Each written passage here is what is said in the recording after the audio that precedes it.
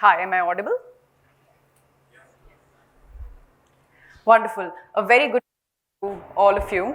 I know it's just the beginning of the day, and it was a very interesting discussion with Rajesh as well. I know someone in the group asked a question about definition of diversity and going beyond women, but unfortunately, I'm here today talking about women in workplace. As a typical consultant, I'll throw some facts at you, some numbers at you, but hopefully you'll take away a few ideas for your respective organizations as we do this. So let me get started. What I'll cover today is a little bit of where India Inc. is when it comes to women in workplace and gender representation. But I'll kick off with a few facts that are panning out more globally. I hope this is visible, people at the back, but if not, let me just make a few comments. I think globally, despite some progress in the last 5 years, unfortunately, women continue to be dramatically underrepresented. We have looked at women and their representation across entry-level, manager, all the way up to C-suite. And what we see is as follows. If in 2017, you had roughly 10 CXOs in your organization, of those, almost 2 were women, 2 out of 10. And today, we have added 0.5 more, right? So we are roughly at 2.5. That's the progress. If you had roughly 30 to 40 SVPs in your organization, roughly 6 to 8 were women in 2017. We've added 2 to 3 more in the last 5 years. So that's the extent of progress. It is slow, but steady. At the entry levels, we have almost reached parity. Women are almost at 48% versus men at 52%. But the issue is actually the middle management. If you see the middle management, we continue to face the problem of a broken rung. For every 100 women who get promoted, only 87 women get promoted globally. Moving on, this is, I'm sure, a question which comes to a lot of women, right? Are women committed to their careers and profession? So let me tell you, yes, they are. Equally, very much equal to how much men are committed globally. So if you see, for men, especially at the age of 30 or under, 96% men believe that their career is important, and for women it's 97%, so marginally higher. But the good news is, and this is fact-based, that for women, career is as important as men. And 75% of the women who are working in organizations actually aspire to reach senior leadership positions. Moving on, in the last couple of years, actually remote and hybrid work has changed the game for women. Almost 90% women globally are actually availing these facilities to be able to work remotely and work in a hybrid setup. And by the way, they are also noticing fewer microaggressive behaviors from their male colleagues as they work remotely. However, contrary to popular belief, even for men, flexibility is as important as it is for women. So flexibility as a benefit actually ranks among the top 3, both for men and women. Surprising, right? Even men want to work flexible hours. They want to have control over when they are working, where they are working from. What is interesting is when it comes to moms at work, 38% of the mothers in organizations will actually leave if they don't get these flexible options. So their sensitivity to flexibility is much higher. Coming to India, unfortunately, the representation that we have today when it comes to women continues to be very low. Especially when we look at global averages, we are at 37%.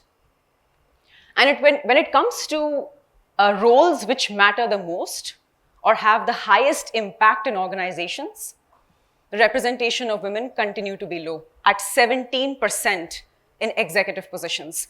The numbers that we looked at globally were roughly 24, 25%. In India, at executive positions, it's only 17%.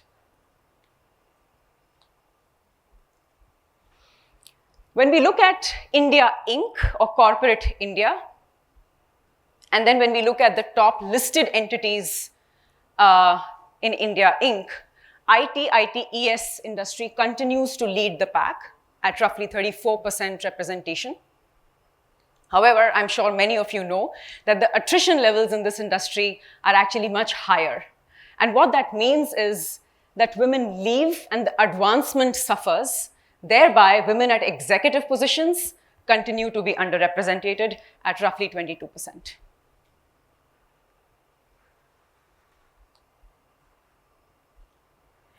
This is a very interesting research that we did, which actually shows that seniority and experience, that equation doesn't keep pace for women.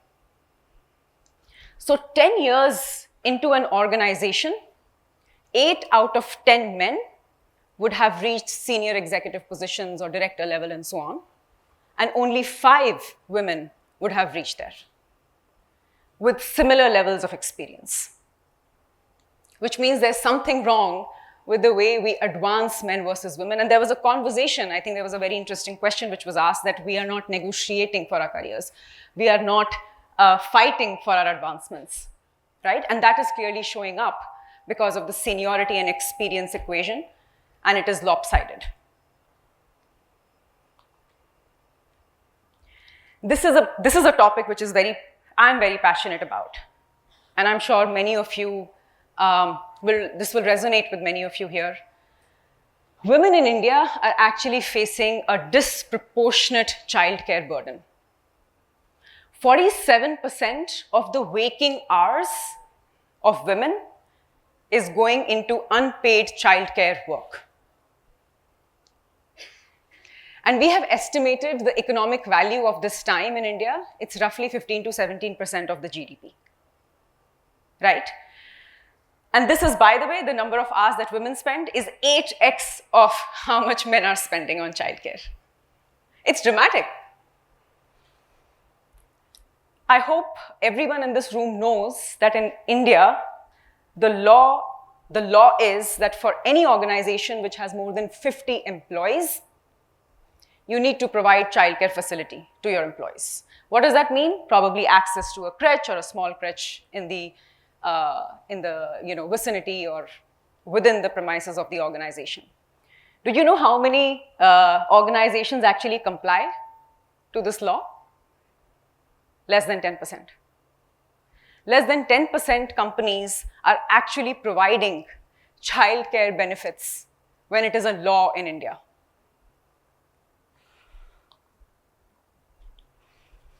If I bring all of these facts together, and I'm sure the discussions today will revolve around how do we move forward. We look at the funnel all the way from hiring to retention to advancement and then return from work. At least my personal belief is that we are progressing significantly at the top end of the funnel. Many organizations have started to deploy mixed gender panels, gender neutral JDs, those kind of initiatives to ensure that the hiring is actually becoming more and more equitable. Even from a retention standpoint, when it comes to training, when it comes to mentorship, I think there are multiple initiatives which are going on. But when we think about advancement of women to middle management and to senior executive positions, that is where, as India, we continue to struggle. And then finally, of course, for mothers returning to work, we continue to struggle because we are not solving the main problem or the main barrier which is holding them back from coming back to the workplace, which is childcare. We spoke about all the barriers and the needs that women have. When we actually look at what do they really need from an organization, there are actually 3 things which make them feel included. The first is their company and what kind of policies, systems do they have for recruitment, for evaluation, for pay parity. The second is how do their leaders behave, right? Are they actually building an inclusive environment? Are they mentoring them? Are they treating them fairly?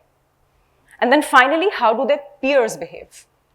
Is there an inclusive environment where they feel respected? What I leave you with is top 10% organizations in India, and these are top 10 with respect to gender representation.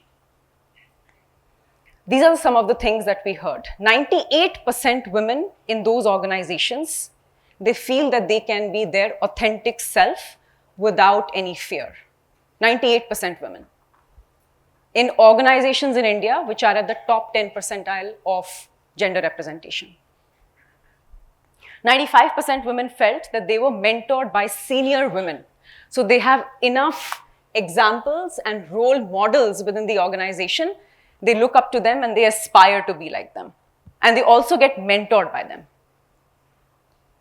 And finally, 84% women felt that they are safe if they escalate any kind of biases within the organization.